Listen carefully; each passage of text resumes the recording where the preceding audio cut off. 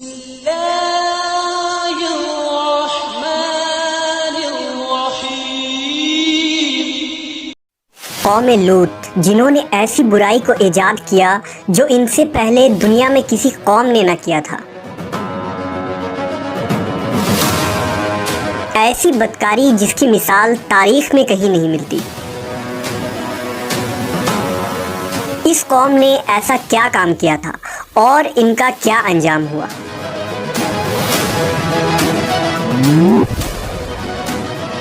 حضرت لوط علیہ السلام اللہ کے ایک برگزیدہ نبی تھے۔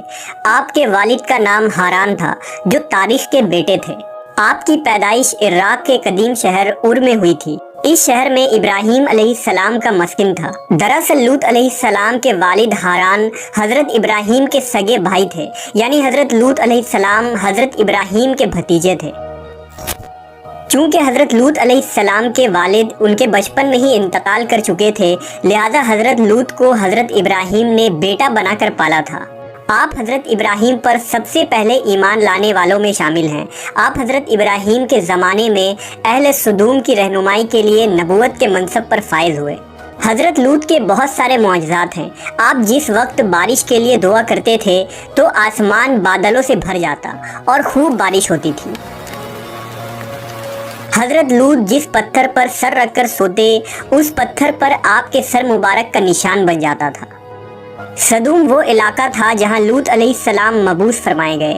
سدوم کے آس پاس 5 نہایت ہی خوبصورت شہر آباد تھے، جن میں سے ہر ایک کی آبادی 1,00,000 نفوس سے زیادہ ہی تھی۔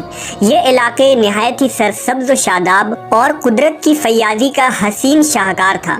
یہاں باغات کی کثرت تھی، لہلہاتی کھیتیاں یہاں کی ضروریات سے کہیں زیادہ تھی۔ اردن، شام اور اسرائیل کے درمیان بسا ہوا یہ علاقہ نہایت ہی زرخیز تھا۔ وہاں طرح طرح کے اناج، پھل، میوے بکثرت پیدا ہوتے تھے، اور یہی وجہ تھی کہ آس پاس کے بستیوں کے لوگ بھی اپنی معاشی اور غذائی ضرورت کے لیے ان بستیوں کی طرف آتے تھے۔ مگر یہ بات اہل سدوم کے لوگوں کو بالکل بھی پسند نہ تھی۔ ان کے خیال میں ان کی بستیوں میں پیدا ہونے والے پھلوں، اناجوں اور سبزیوں پر صرف ان کا ہی حق تھا۔ وہ نہیں چاہتے تھے کہ دوسری بستیوں کے لوگ ان کے علاقے میں آئیں۔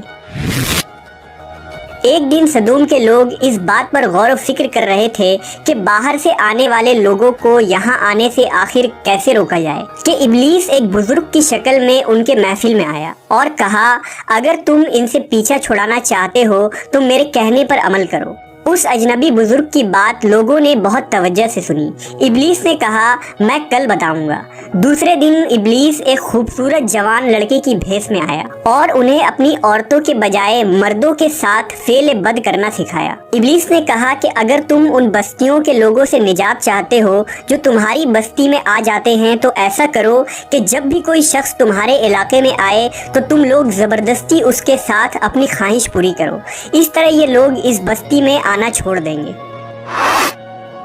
اپنی نفسانی خواہشات کے لیے مردوں سے بدفعلی اس قوم کا دستور بن گیا تھا۔ یہاں بے حیائی عام ہو گئی تھی۔ حکمراں، سردار، رؤسا، ہر طبقے میں گھر گھر یہ عمل پھیل گئی تھی۔ بھری محفل میں یہ لوگ اس فحاشی کے کام کو کر کے خوش ہوتے تھے۔ کوئی بھی محفل اس کام کے بغیر ادھوری سمجھی جاتی تھی۔ خاص کر مسافروں میں سے کوئی خوبصورت لڑکا ہوتا تو یہ لوگ اسے اپنا شکار بنا لیتے۔ تلمود میں لکھا ہے کہ اہل سدوم اپنی روزمرہ کی زندگی میں سخت ظالم، دھوکے باز اور بد معاملہ تھے۔ کوئی مسافر ان کے علاقے سے بخیریت نہ گزر سکتا تھا۔ کوئی غریب ان کی بستیوں سے روٹی کا ایک ٹکڑا نہ پا سکتا تھا۔ بارہا ایسا ہوتا تھا کہ باہر کا آدمی ان کے علاقے میں پہنچ کر فاقوں سے مر جاتا اور یہ اس کے کپڑے اتار کر اس کی لاش کو برہنہ دفن کر دیتے۔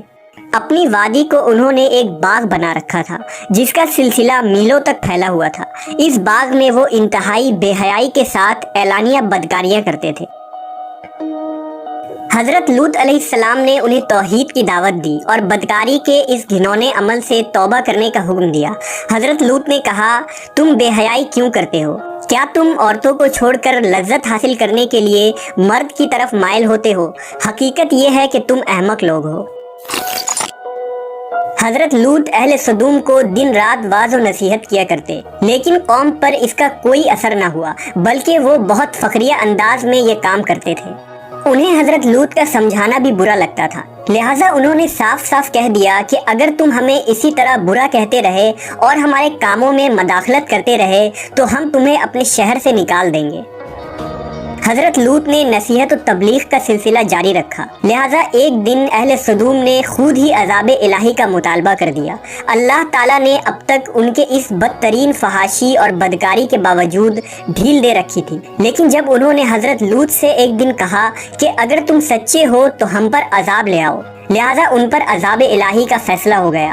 اللہ نے اپنے خاص فرشتوں کو دنیا کی طرف روانہ کر دیا۔ یہ فرشتے دراصل حضرت جبرائیل، میکائیل اور اسرافیل علیہ السلام تھے۔ پھر یہ فرشتے حضرت لوط علیہ السلام کے گھر تشریف لے آئے۔ حضرت لوط نے جب ان خوبصورت نوعمر لڑکوں کو دیکھا تو سخت گھبراہٹ اور پریشانی میں مبتلا ہو گئے۔ انہیں یہ خطرہ محسوس ہوا کہ اگر ان کے قوم کے لوگوں نے انہیں دیکھ لیا تو نہ جانے وہ ان کے ساتھ کیا سلوک کریں گے۔ حضرت لوط کی بیوی کا نام وائلہ تھا، اس نے آپ پر ایمان نہ لایا تھا اور وہ دراصل منافقہ تھی، وہ کافروں کے ساتھ تھی، لہٰذا اس نے جا کر اہل سدوم کو یہ خبر دے دی کہ لوط کے گھر نوجوان لڑکے مہمان ٹھہرے ہوئے ہیں۔ یہ سن کر بستی والے دوڑتے ہوئے حضرت لوط کے گھر پہنچے۔ حضرت لوط نے کہا، اے قوم، یہ جو میری قوم کی لڑکیاں ہیں یہ تمہارے لیے جائز اور پاک ہیں، اللہ سے ڈرو اور مجھے میرے مہمانوں کے سامنے رسوا نہ کرو۔ کیا تم میں سے کوئی بھی شائستہ آدمی نہیں؟ حضرت لوط کی بات سن کر وہ لوگ بولے، تم بخوبی واقف ہو کہ ہمیں تمہاری بیٹیوں سے کوئی حاجت نہیں، اور جو ہماری اصل چاہت ہے اس سے تم بخوبی واقف ہو۔ قوم لوط کے اس بے شرمانہ جواب سے اندازہ لگایا جا سکتا ہے کہ وہ فعل بد میں کس حد تک مبتلا ہو چکے تھے۔ جب حضرت لوط علیہ السلام کی قوم ان کے گھر کی طرف دوڑتی ہوئی آئی تو حضرت لوط نے گھر کے دروازے بند کر دیے اور ان نوجوانوں کو ایک کمرے میں چھپا دیا۔ اس بدکار لوگوں نے آپ کے گھر کا گھیراؤ کیا ہوا تھا اور ان میں سے کچھ گھر کے دیوار پر بھی چڑھنے کی کوشش کر رہے تھے۔ حضرت لوط اپنے مہمانوں کی عزت کے خیال سے بہت زیادہ گھبرائے ہوئے تھے۔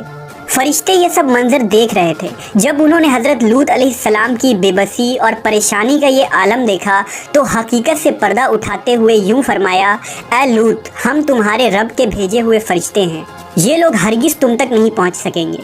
ابھی کچھ رات باقی ہے تو اپنے گھر والوں کو لے کر چل دو اور تم میں سے کوئی شخص پیچھے مڑ کر نہ دیکھے۔ اہل سدوم حضرت لوط کے گھر کا دروازہ توڑنے پر بضد تھے، لہٰذا حضرت جبرائیل علیہ السلام نے گھر سے باہر نکل کر اپنے پر کا ایک کونا انہیں مارا، جس سے ان سب کی آنکھوں کے ڈھیلے باہر نکل آئے اور بصارت زائل ہو گئی۔ یہ خاص عذاب ان لوگوں کو پہنچا جو حضرت لوط کے پاس بد نیتی سے آئے تھے۔ حضرت لوط علیہ السلام حقیقت حال جان کر مطمئن ہو گئے اور اپنے گھر والوں کے ساتھ رات ہی کو نکل کھڑے ہوئے۔ بیوی بھی ان کے ساتھ تھی، لیکن کچھ دور جا کر وہ واپس اپنے قوم کی طرف پلٹ گئی اور قوم کے ساتھ جہنم رسید ہو گئی۔ صبح کا آغاز ہوا تو اللہ کے حکم سے حضرت جبرائیل نے بستی کو اپنے پر سے اکھاڑ دیا اور پھر اپنے بازو پر رکھ کر آسمان پر چڑھ گئے، یہاں تک کہ آسمان والوں نے بستی کے کتے کے بھونکنے اور مرغوں کے بولنے کی آوازیں سنی۔ پھر اس بستی کو زمین پر دے مارا، جس کے بعد ان پر پتھروں کی بارش ہوئی۔ ہر پتھر پر مرنے والوں کا نام لکھا ہوا تھا۔ جب یہ پتھر ان کو لگتے تو سر پاش پاش ہو جاتے۔ صبح سویرے شروع ہونے والا یہ عذاب اشراق تک پوری بستی کو نیست و نابود کر چکا تھا۔